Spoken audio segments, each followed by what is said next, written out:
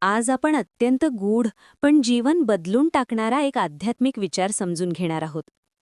हा विचार सांगतो की परमात्मा म्हणजे काय आणि आपले खरे स्वरूप काय आहे.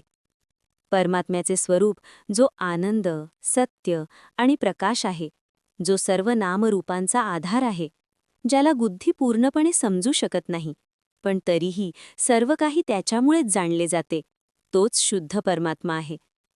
याचा अर्थ काय? परमात्मा हा कुठला बाहेरचा व्यक्ती नाही. तो सत्य आहे, आनंद आहे आणि प्रकाश आहे. जसा सूर्यामुळे सर्व जग उजळते, तसाच परमात्म्याच्या अस्तित्वामुळे संपूर्ण विश्वाला अस्तित्व आहे. आपण जे काही पाहतो, नाव, रूप, वस्तू, माणसं, ग्रह, तारे, हे सगळं त्याच्यावर आधारलेलं आहे. संपूर्ण विश्व त्याच्यातच आहे. ब्रह्मा, विष्णू, महेश, गणपती, सूर्य, चंद्र, वरुण, यम, देवी, कुबेर, हे सर्व देवताही त्या एका परमसत्याच्या लहरी आहेत. जसं समुद्रावर असंख्य तरंग निर्माण होतात, पण ते सगळे समुद्राचाच भाग असतात, तसंच हे संपूर्ण विश्व त्या एका ब्रह्मस्वरूपातच प्रकट झालेलं आहे. ज्ञानी लोकांचे ध्यान, महर्षी, मुनी, संत, ते कोणाचे ध्यान करतात? ते बाहेरच्या वस्तूंचं नाही, तर त्या सर्वज्ञ आणि दयाभन परमात्म्याचं ध्यान करतात. परंतु एक गोष्ट लक्षात घ्या, आपण जेव्हा शरीर, मन आणि बुद्धी यांनाच मी मानतो, तेव्हा आपल्याला खोटा अहंकार निर्माण होतो. हेच मिथ्या भान आहे. अज्ञानामुळे निर्माण झालेला भ्रम. अंधारात कधीकधी दोरी आपल्याला साप वाटते. प्रत्यक्षात तिथे साप नसतो, पण अज्ञानामुळे आपल्याला तो दिसतो.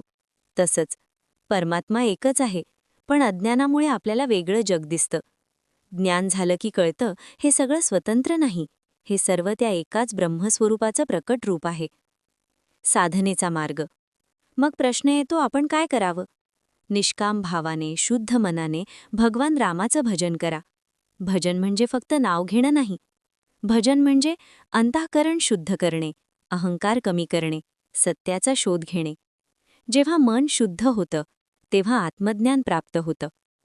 अंतिम सत्य. शेवटी साधकाला कळतं, मी शरीर नाही, मी मन नाही, मी विचार नाही, मी शुद्ध आत्मा आहे. तो आत्मा म्हणजेच परमात्मा. आणि तो पूर्ण आहे. त्याला काहीही कमी नाही. त्याला कोणाकडून काही मागण्याची गरज नाही. म्हणून बाळांनो, आपण जे शोधत आहोत, सुख, शांती, समाधान, ते बाहेर नाही. ते आपल्याच अंतरात्म्यात आहे. स्वरूप ओळखा, अज्ञान दूर करा आणि परमात्म्याच्या सत्याचा अनुभव घ्या.